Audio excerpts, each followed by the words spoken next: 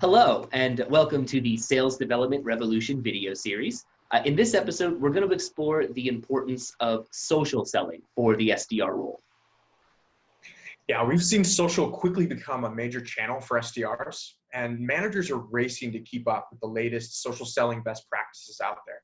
Absolutely. And because social selling is so new, a lot of myths, bad practices, and outdated approaches exist that make it very easy for SDRs to waste time or really misuse social. For example, how many pitches do you get after accepting those innocent connection requests? Too many.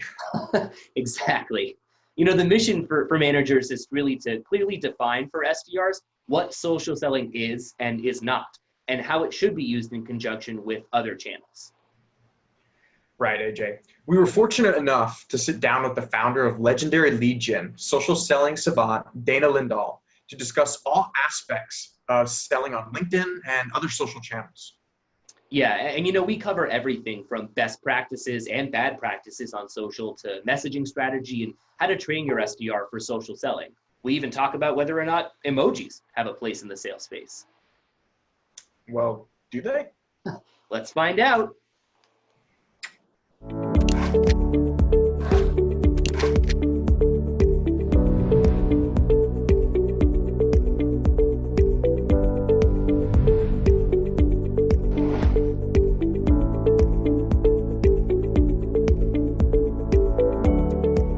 Social selling is still relatively new in the sales world. And in that time, a lot of bad practices have been developed in the ecosystem over the years. And this hurts everyone. The more people misuse it in this way, the less value everyone gets as a community. And so for managers that are trying to rise above this and do it the right way, it can be really difficult to draw clear lines around what SDRs should or should not be doing. So, like you mentioned there, Dana, let's stamp out some of those bad myths and to kind of kick it over to you. What are the social selling best practices out there that sales leaders should be avoiding? So there's definitely a few of them. I oftentimes have entrepreneurs and agencies coming to me to get feedback on their campaigns. And there's a few things that I noticed that people are doing over and over and over again. The number one worst thing that people do is they spend much too much time talking about themselves. In any type of outreach scenario, you're reaching out to somebody who in theory doesn't have any idea who you are. So when you reach out and you start droning on and on and on about yourself, it doesn't capture the other person's interest. They don't have, any reference for who you are. And it's actually a really difficult thing. I've trained entrepreneurs time and time again on how to, write these sort of templates to, put things across from their client's perspective, what their clients receive when they're not done working necessarily, but even midway through the process. Define things in your outreach messaging as what your clients receive as a positive result in the end. Even after going through training with a lot of companies, 80% of the time, they still have a really difficult time explaining things from their client's perspective and not from their own.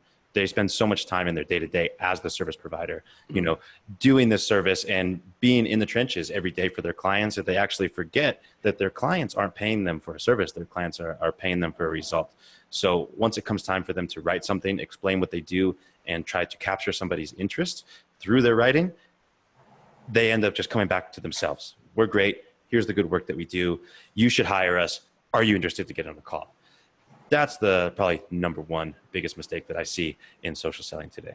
Yeah, and that's such a natural thing for people to do. We're so inclined to talk about ourselves and use ourselves as the medium to relay value of our product or solution or whatever it might be. So I see that all the time too. I unfortunately get messages like that on LinkedIn, on a fairly regular enough basis where it's gotten to the point where anytime I see someone say we or I within the first 2 or 3 paragraphs, it's an automatic turnoff for me. And seeing that has made me want to realize how can we better prepare ourselves to effectively social sell. So kind of following up on that, that's the number one sort of negative aspect of social selling you're seeing today. What are some of the positives that you're running across that you are seeing organizations do that make this an effective practice? So the positives that I'm seeing, there's a few of them. One is that it's not necessarily what organizations are doing, but there's a lot of new tools in things out there that help people to, get in touch with their best prospects in a good, natural way. The converse to that is that with all these tools and with all this, power comes great responsibility. And if people are misusing it, then it just, dilutes everything for the rest of us. As an example, my company used to be mostly focused on email as a channel, and email, it used to cost quite a lot of money to find a tool that could send out these things for you, something that could find all these leads for you. They were expensive. Now you can sign up for tools that are $20, $30 a month, and everybody can afford it, and it totally dilutes the pond. What I find of what agencies and entrepreneurs that are doing good is putting out value in their messaging, and focusing on, the pain points of what their prospects might be experiencing. So the only way to effectively do this sort of outreach as an SDR is to automate at least some parts of it, right? So if you're doing it manually by yourself, this is going to be a slog. You'll hate your life, and you won't really get to the point of actually being able to talk to too many prospects. Yeah. But in automating things, you need to be a little bit wary of how you say things. So, if you start to try to personalize things based on, hey, I hear the weather was great in Chicago yesterday, that comes off as creepy. Like, it doesn't really come off as like something that you would say, right? But what I do find that people are doing well is they're throwing in, things about the industry as a whole, right? So if I'm reaching out to a certain industry, I'll mention pain points that that industry normally faces. And from that, use it as talking points for, I'd love to have a chat with you to see, if you're experiencing any of these things and how we might be able to help. That alone shows that you have experience working with this type of person. The type of person who says, I work with people in your industry, it doesn't really come across as that authoritative, right? Because anyone can say that, and why are you leading with that? But when you can show that you actually do understand their industry by pointing out things that are a common pain point to that company, now you may not hit it 100% with 100% of the companies, but it's probably going to be 65% or more, and those 65% of companies are going to go, wow, okay, this guy, he really gets it. He really understands what it is that we're struggling with. Let's hear him out. Just like the common concept in business, that if you niche down, charge more for your services. Well, if you can, show that you have knowledge in that niche, then, people are going to be more interested to get on the phone, hear more what you have to say, and take you as more of authority as you're bringing them through the rest of your sales process. Yeah, I totally agree. And at 65%, when you really boil it down, if you told somebody that instead of reaching out to 100% of the prospects with a generic message and they get, X follow-up, but then you give them the opportunity to increase that follow-up by a ton. If they only target 65% of them, 100% of the people are jumping on that, because if, like you said, if you can get a little bit more niche and really relay that value as an SDR to the prospect, that's way better than kind of just blasting out tons of messages and hoping that something sticks to the wall. And something I've noticed sort of in regards to not just on the social selling side of things, but on just general prospecting practices. That's what people are doing with email, with phone calls. If you don't personalize, you're done. So how do you really see the difference between a traditional outreach in terms of an email or a phone call, what SDRs are doing on a day-to-day basis versus what you're seeing on the social side of things and how they're implementing that personalization at scale? So LinkedIn does make it a little bit more difficult to automate the personalization of things. So you ideally will include a little bit of a line into your outreach message. Leave that blank in your template, leave a space. For our clients who don't want to do this themselves, we'll have someone on our team, going in and doing a little bit of research and filling in that part for them. But certainly the personalization element helps a lot, because people are really growing tired of people just blasting out automations to everybody. One cool thing that I've noticed lately is some people have started putting an emoji at the beginning of their name. And it was kind of an internal discussion within my team of one person on my team said, you know what, I think they're doing that to cut down on automations or to know who's automating, because when it comes through with their emoji as the first character, it's obvious that that person has sent an automation to you. And I had a similar reaction to you when my team member said that. But I said, look, let's be honest here. A good 35% of people are just putting emojis into their names on LinkedIn. That's so true. Yeah, I've noticed that a lot as well. And it's a lot of organizations that culturally you'll see it tends towards the younger side of things. But a company, maybe they're a startup, but they're only a couple of years deep. If you go under their LinkedIn page and like one person has an emoji in their name, everyone's got an emoji in their name. It's such like a cultural sweet thing within a company to do stuff like that, which is, first of all, really cool to just like have that identity. But at the same time, I didn't even think about the automation side of things where it just pulls in as like a blank box. Yeah. Another cool thing about social selling compared to email or, just picking up the phone and calling people is that your prospects can very easily learn a lot more about who you are just by clicking that little icon next to your message, which has your face on it. Now, I take everybody's LinkedIn profile, all of our clients, and whenever I help people to get campaigns set up, I try to instill one thing in them is that your profile is a piece of marketing on its own. This is your chance to put your best foot forward, put a tagline that says exactly the result that your clients receive after having worked with you and who your clients are, right? So for example, my tagline says, I help B2B service companies connect with their dream clients. And anybody who clicks on my face sees immediately what it is that I do, how I can help them. My description does not go on about where I went to school, some accomplishments that are not, too related to what it is, because I'm not using LinkedIn to try to get myself hired by somebody. I'm using it to try to find new customers, try to find new prospects. So I want to appeal to the types of people who are going to land on my profile. Whereas with email, sure, they can find your email address, they can copy and paste just the domain name, go to your website, figure out some more information on you, but they don't really have the incentive in every time. Whereas just one click, here's everything about this SDR who just reached out. It makes it a really good system as long as you have a well-optimized profile that puts things out there in a concise manner. Yeah, and I think you brought up a really good difference between someone who has a well-built-out profile because they're looking for a job or someone who has a well-built-out profile because they're really marketing themselves. And a lot of people who have really good personalized profiles are probably doing it to get a job. It's, not just a resume, but it's like, this is everything that I am in one document. Like you said, it's a piece of marketing on you. But I'm sure that there's a very small percentage of people out there who are doing it like you're doing it, where this isn't just a piece of marketing about me because I want a job. It's a piece of marketing about me because this is who I am. This is what I can provide to you. And that's really where like the bulk of the advantage that social has compared to other channels.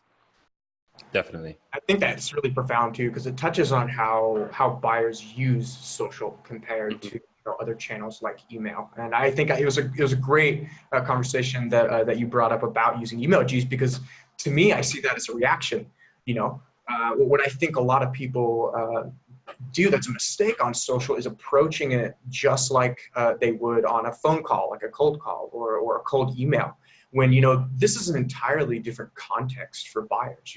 The social channels that they're using are not necessarily to buy. It's more to research and to network, and to learn. And so, kind of going into that topic, Dana, other than the messaging, which we really had a great deep dive, other than that messaging, what are some key components that people need to be wary of when they're training SDRs to do this on a daily or weekly basis? So the biggest thing is, LinkedIn is a tool. LinkedIn is a platform. As we've already discussed, it can be used for many different things, but in this context, we're talking about it for sales. So people are going to have the inclination to reach out and get a bit salesy with the people that they're talking to. The thing is LinkedIn at its core is a social network.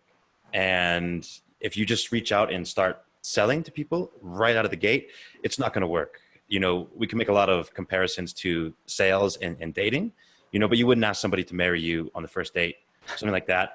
But we see a lot of people, and I get a lot of requests like this. People want to connect. Hey, I see we're in the same industry. Why don't we connect? And as soon as I connect with them, my very next message is like, hey, let's get on a call. I want to sell you my services and you're a really good fit for it. And, that is the end goal. I understand that. I can't knock the hustle for someone trying to, accomplish their goal, but you need to slow it down a little bit, form that relationship a little bit. So our best way is to, connect with people with a very vague message about why we're trying to connect. Just, hey, we're in the same industry. I think we get value out of connecting and trying to grow my network, something like this. And then follow up with some value. And I mean, everyone likes to say that they're following up with value, but value is subjective. A lot of people try to use a case study.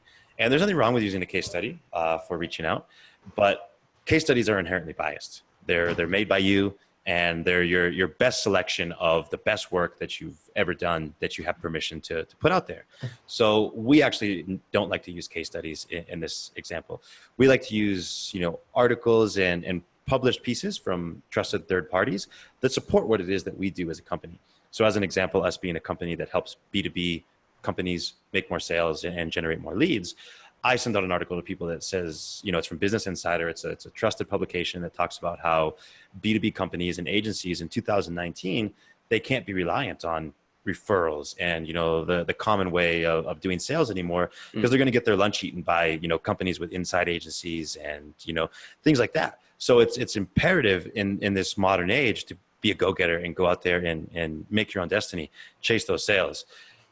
But it doesn't say, hey, hire this guy, here's the work that they did, It just kind of primes them for that realization that, hey, we're not actually going out there and looking for sales. We're waiting for people to contact us.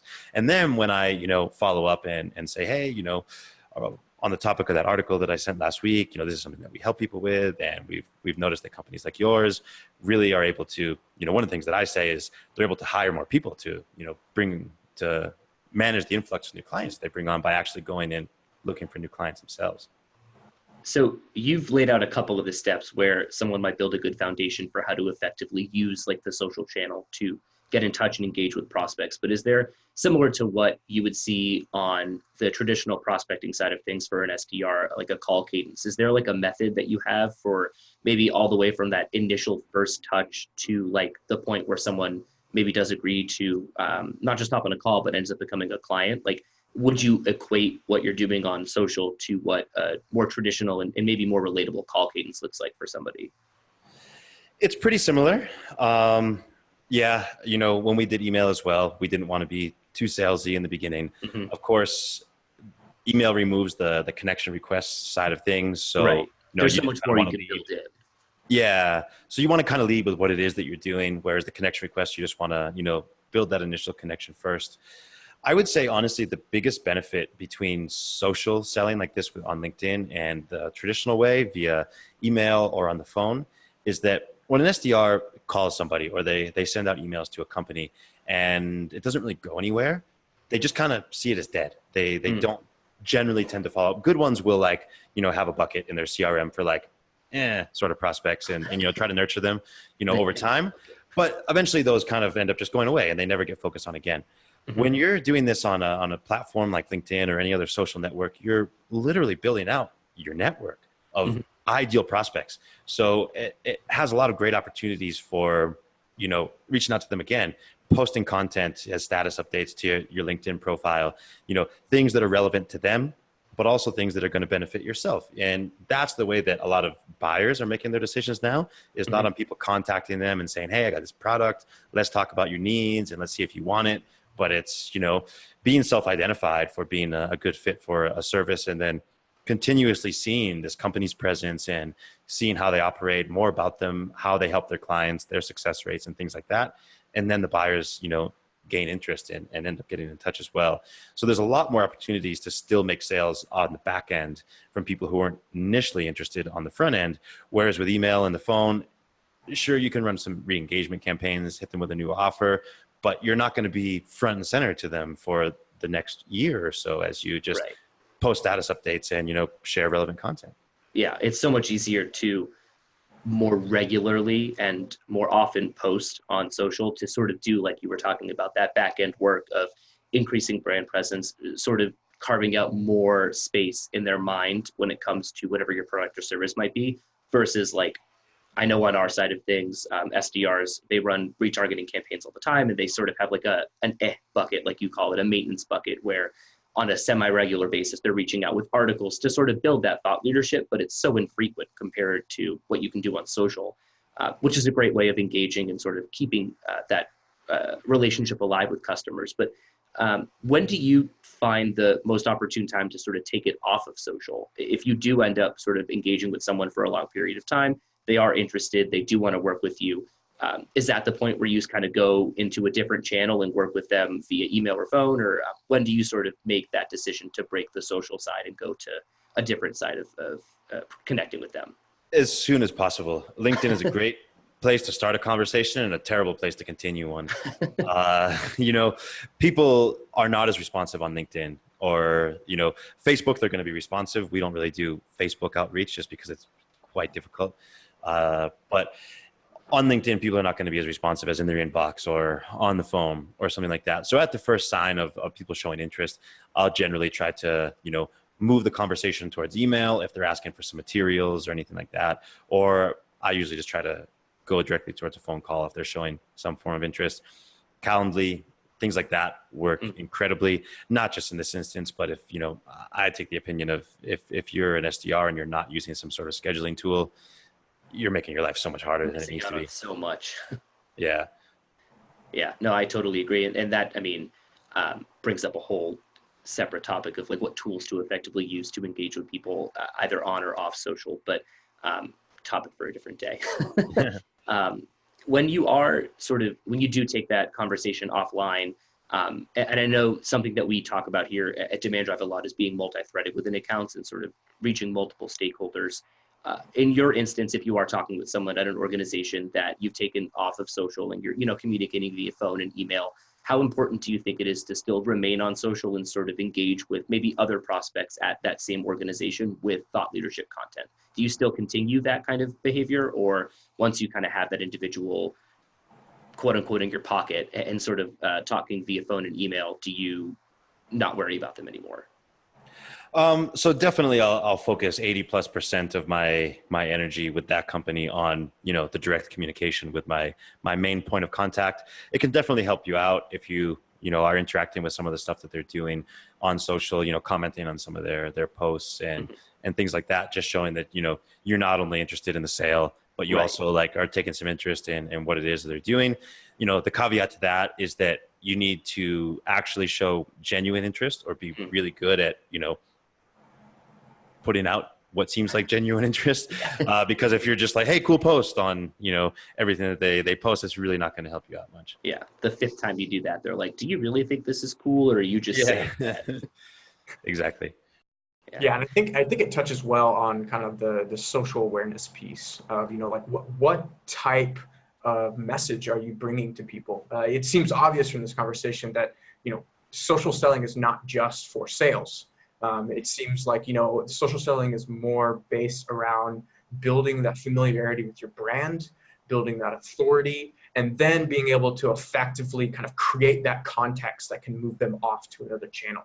And that differs, I think, in when and how you should do that, depending on the products you sell, depending on, you know, the types of buyers you're connecting with. And so to kind of move into, you know, social selling as a general practice versus, you know, creating a customized program for your, you know, specific company, how do you see the approach for social selling changing from, you know, company A to company B? You know, what are your experiences?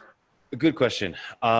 So our main approach is to not really mention the product or service at all that somebody's selling. You know, if we're working with an SEO company, we do not reach out and talk about, hey, would you like to be higher in Google? Would you like to get better page rankings and things like that? We reach out and we talk about the things, you know, from that client's perspective, you know, more sales, more website traffic, you know, lower cost of conversions, things like that. The types of things that, you know, people are interested in from their perspective.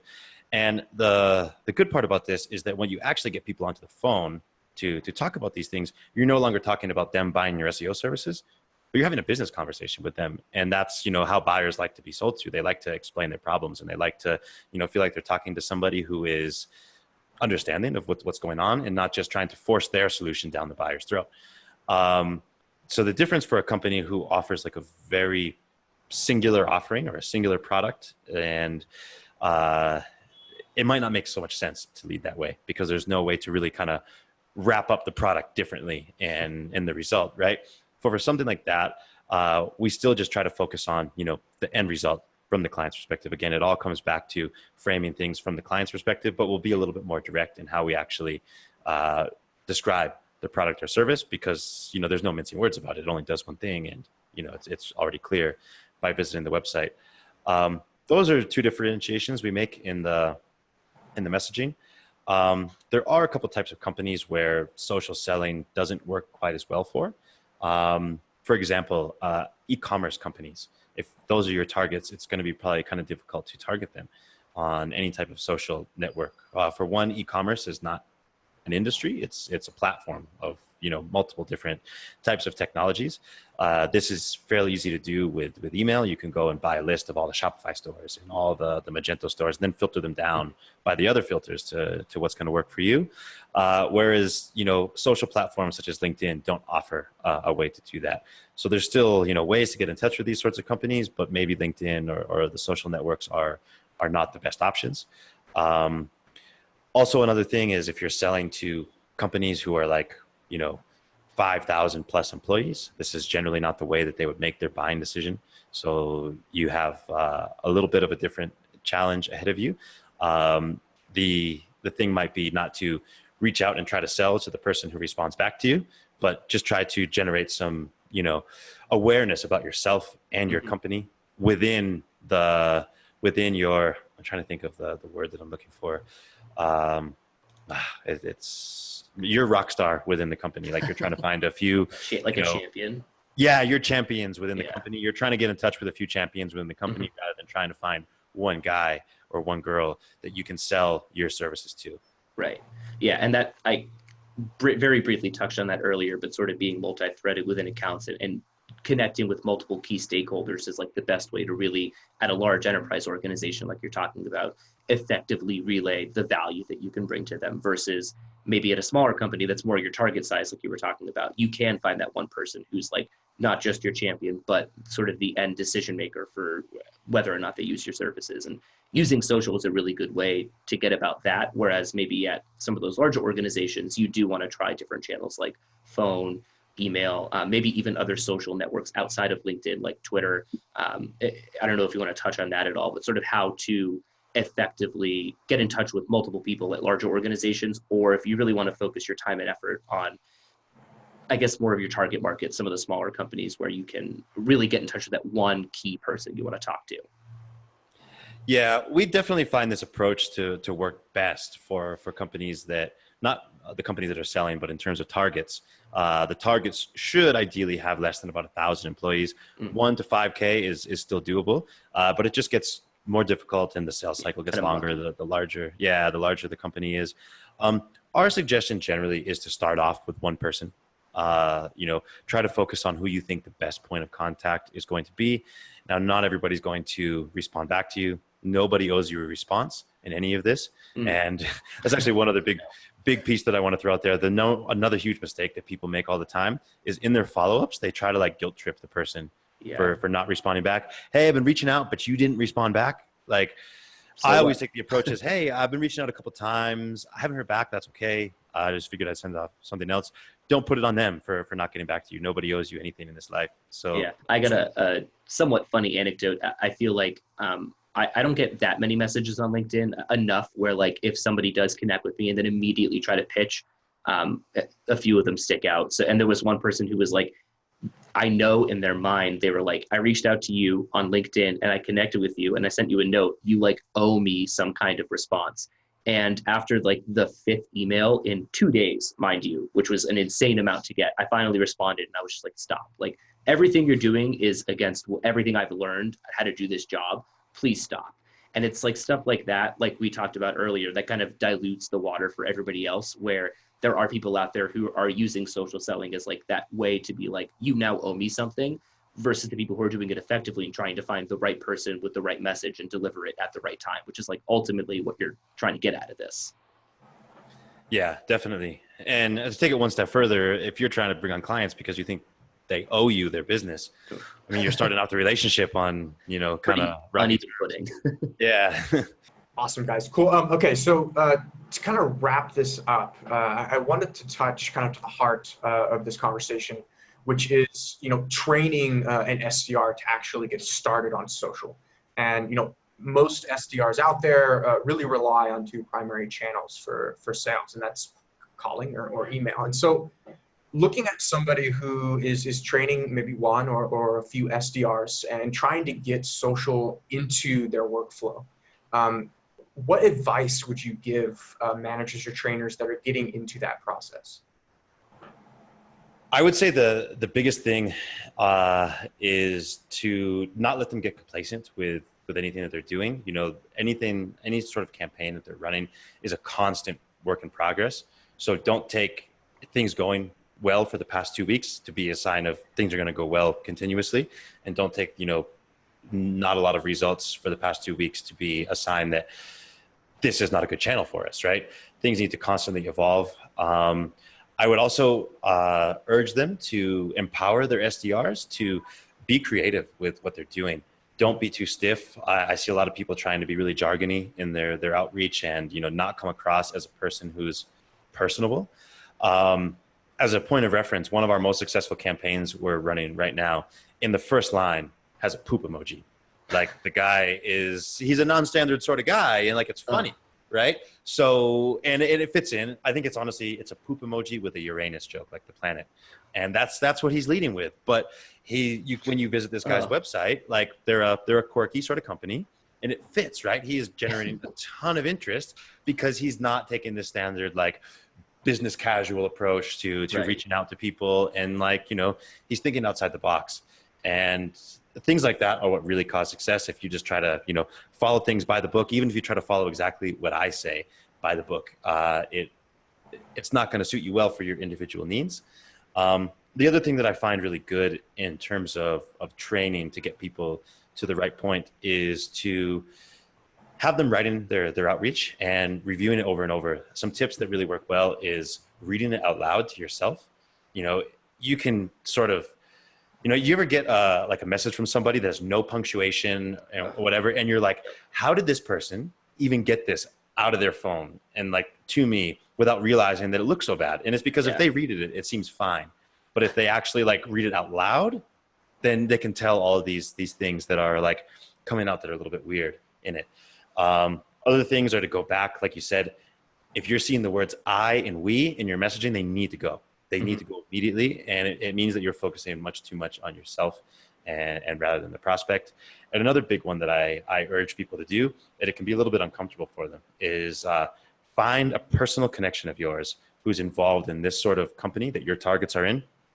Send them that message and see how they respond back to it. If you're afraid to send this message to somebody that you're personally connected with because you think that it's going to seem too spammy, it is. It's too spammy, you know? So, you know, use your personal network to get feedback on it. If someone's like, you know, hey, message seems cool, but, like, why are you sending this, man? Like, we're friends. Like, that's the, you know, the reaction that you want. Whereas if someone is like, okay, well, one, we're friends, so I don't know why you're sending me this. And two, like, dude, don't send this to people. Like, this is bad. You know, that's a really good sign. But a lot of people, they have a mental block to doing this because they know what they've written is kind of spammy, you know? Yeah. And it's going to take a while to get them to that point where it's, you know, they can do it on their own. But the biggest thing is just to, you know, foster an environment for your SDRs of being able to be creative, constantly evolve. And, you know, I know a lot of companies will put the pressure on a salesperson or an SDR for not bringing in enough leads. And in the beginning, that's a very common thing. So, you know, trying to punish or, you know, come down too hard on someone who's just trying to learn the process is obviously going to be counterproductive, you know, whereas giving them time to breathe and learn along with, you know, good instruction and support and help along the way is going to allow them to flourish. Yeah. I think that those are, like, three really solid points that I picked out of that. Are ramp time. Like you said, it's going to take some time and some getting used to it because it is a different channel. It's something that your SDRs probably aren't used to. So giving them a bit of a longer leash to really see and prove its effectiveness is super important, because a lot of companies, I think, just kind of test it out for like a month and they're like, well, we're not getting anything out of this, so let's go back to how we were doing things. That can't happen. Two, I think, it's really important to make sure that your SDRs are empowered and that they're people and not like robots. And you've touched on that a lot. And I think that's really important, is making sure that, like, they are injecting personality into the messaging, because at the end all be all, like you said at the beginning of this, it's a social network. LinkedIn isn't something for like email. It's totally different. And you really need to really embrace that. And the last thing that I picked out was friends don't let friends send spam, because that's super important. Like, if you see a friend of yours send you a message like that and it's bad, let them know it, because if they're sending that out to a bunch of other people, their reputation's taking a hit and you're connected with them. So it's not a good look on you either. Yeah, definitely. The number one response that you should be looking for outside of, hey, let's get on a call, this looks really interesting, is, hey, I get these sort of messages all the time in my inbox. I ignore them all except yours. Yeah. Because if you can write things, well, and you can filter through all that noise that people are putting out there, and you really stand out, you'll get more calls just for the fact that you're not doing things the same way as everybody else. The holy grail right there. Yeah. LinkedIn would be such a better place if people implemented some of these tips. Yeah.